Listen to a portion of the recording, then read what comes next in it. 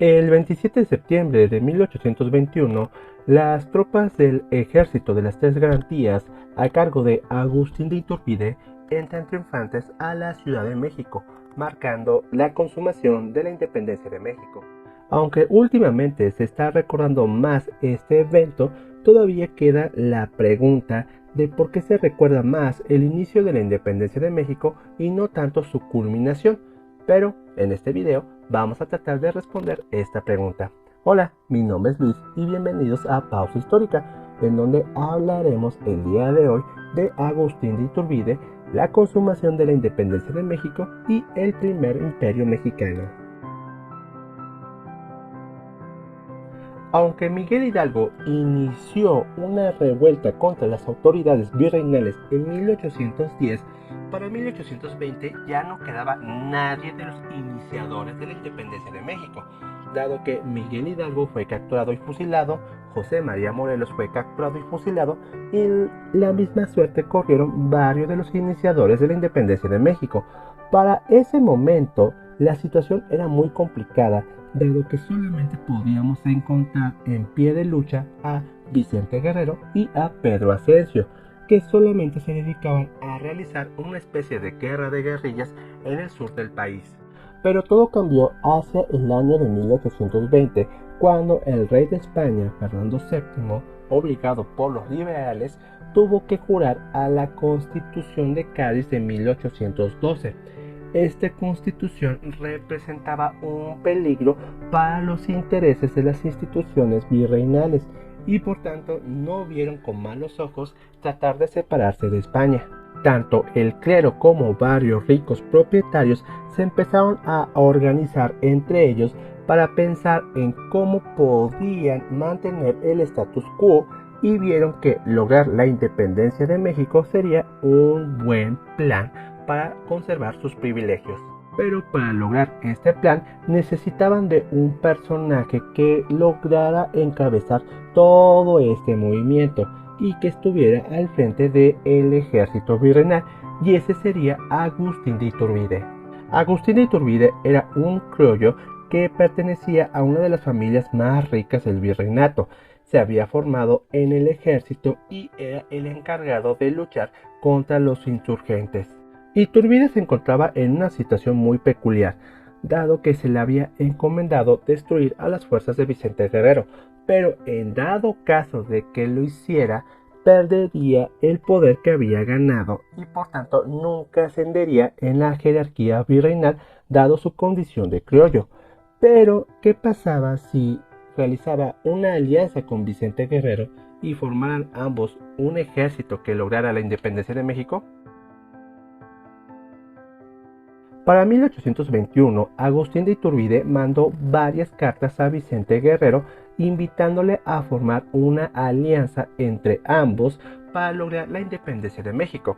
Evidentemente, Vicente Guerrero no atendió estas cartas porque podían ser una trampa, pero finalmente aceptó entrevistarse con Agustín de Iturbide.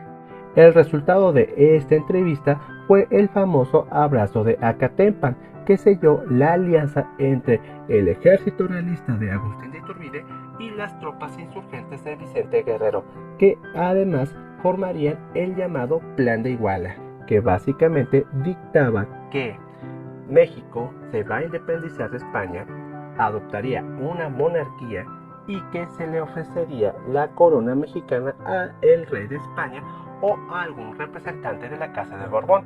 Y finalmente el Plan de Iguala se proclamó el 24 de febrero de 1821.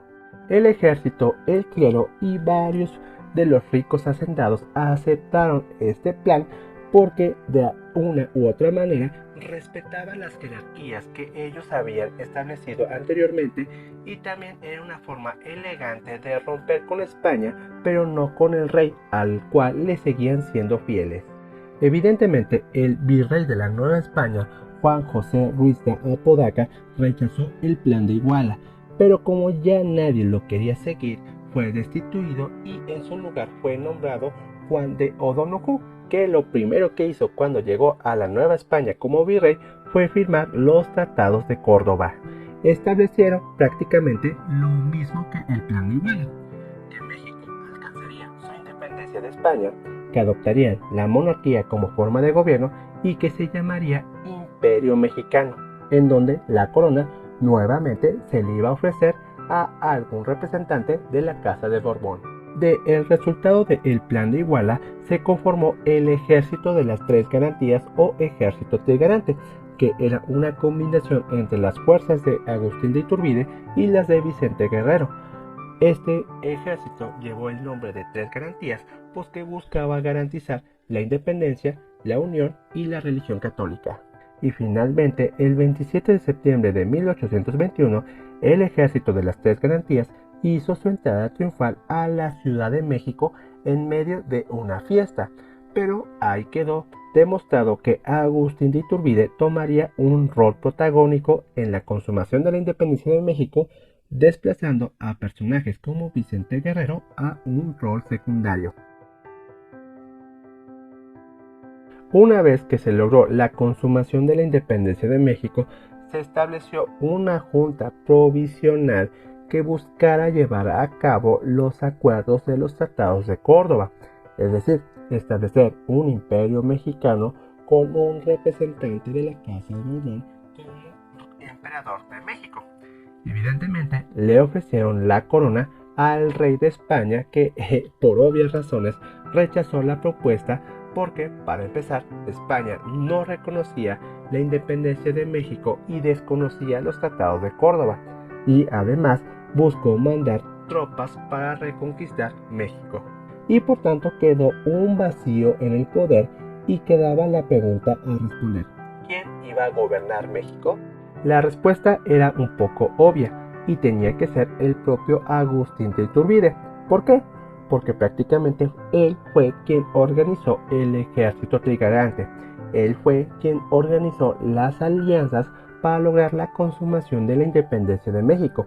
Y por tanto, en la noche del 18 de mayo de 1823, varios soldados y oficiales de su ejército salieron a las calles a proclamar a Agustín como su emperador. La gente de la Ciudad de México apoyó esta moción y al día siguiente, tanto la población civil como el ejército se presentaron en las instalaciones donde estaba sesionando el Congreso y a manera de presión obligaron a que los diputados no tuvieran más opción que reconocer a Agustín de Iturbide como emperador. Agustín de Iturbide juró ante una constitución que todavía no estaba redactada como emperador de México y que defendería los intereses del Congreso, y además buscaba celebrar su coronación, y se llevaría a cabo en la Catedral de la Ciudad de México el día 21 de julio de 1822. Fue el propio presidente del Congreso quien le dio la corona a Iturbide y lo nombró Medicis Primus Imperator Constitutionali o Emperador Constitucional de México. Oficialmente, Agustín de Iturbide sería conocido como Agustín I de México, pero aquí surgieron muchísimos problemas. Para comenzar, no se llevó a cabo los tratados de Córdoba, en donde se especificaba que un representante de la Casa de Borbón tenía que ser nombrado como emperador. Aquí Iturbide no cumplió su palabra y él mismo se designó como emperador, y esto empezó a causar varias rencillas entre el clero, el ejército y varios hacendados. Además, el emperador quería gobernar sin que le estorbara un congreso, y en una de las medidas más polémicas y que es considerado un error, el propio emperador Iturbide disolvió al congreso, al cual le había jurado lealtad, y esto causó más rencillas. Porque mucha gente era partidaria del congreso, otros habían sentido traicionados porque querían a un representante de la Casa de Borbón dirigiendo a México, y otros preferían la república como forma de gobierno y vieron al imperio mexicano como un mal. Y en medio de todo esto, el propio ejército que había apoyado a Iturbide se le empezó a voltear, dado que varios de sus oficiales promulgaron el plan de Casamata, que prácticamente desconocía al emperador. El plan de Casamata fue todo un éxito porque el emperador se había quedado sin aliados. Buscó restituir el Congreso que él mismo había disuelto tan solo para mandar su abdicación al trono el día 19 de marzo de 1823. Con la abdicación de Agustín de Iturbide se puso fin al primer imperio mexicano y el Congreso, que había retomado sus funciones, de las primeras acciones que realizó fue declarar que la coronación de Iturbide fue un acto de violencia, dado que este Congreso fue presionado por el ejército para aceptar la propuesta de Iturbide. Una vez que se declaró nulo la coronación de Iturbide, este no tuvo más opción que exiliarse de México y partir a Europa en mayo de 1823. Una vez que Iturbide ya no se encontraba en México, se formó un nuevo Congreso Constituyente que adoptaría la República como forma de gobierno, y de aquí surgirían los Estados Unidos mexicanos en 1824. Pero antes de que se diera ese paso trascendental, este Congreso declaró a Agustín de Iturbide como traidor a la patria. ¿Por qué declararon traidor a Iturbide?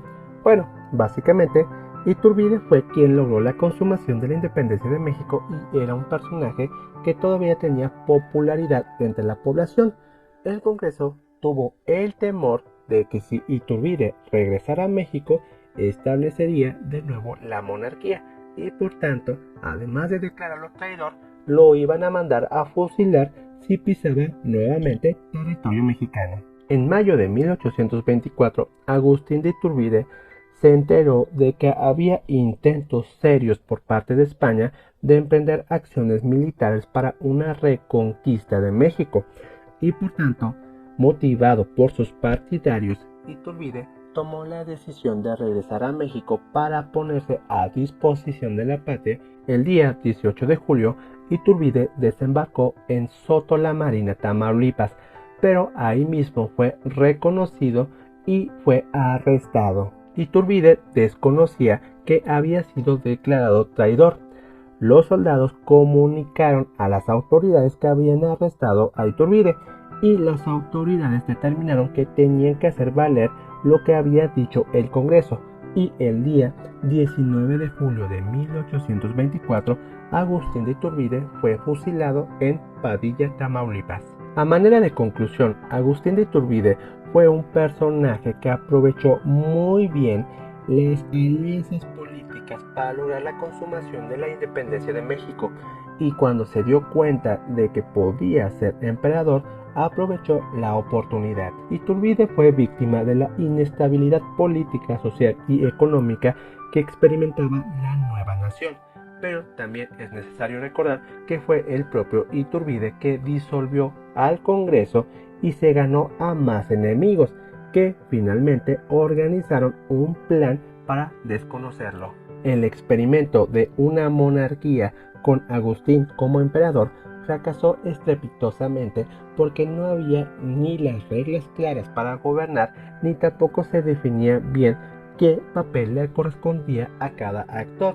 Y finalmente, al tratar de contestar la pregunta de por qué es más recordado el inicio de la independencia de México que la consumación de la independencia de México, la respuesta es algo sencilla. Casi todos los países que pasaron por un proceso de independencia recuerdan los inicios porque es más fácil asociar estos eventos con valores como por ejemplo la libertad, la democracia y el sacrificio por la patria. Y al final a la historia de México le gusta recordar más las grandes hazañas militares que buscaron una especie de justicia social, por ejemplo, el inicio de la independencia de México, la Revolución Mexicana, que en lugar de hablar de los eventos en donde implicaron más negociaciones y construcción de alianzas políticas, como por ejemplo la consumación de la independencia de México que te expliqué anteriormente. Y hasta aquí dejamos el video del día de hoy. Si te gustó, favor de darle un like, comentarlo y compartirlo con tus conocidos. Recuerda que puedes seguir a Pausa Histórica en sus diferentes redes sociales. Mi nombre es Luis y nos vemos en el siguiente video. Adiós.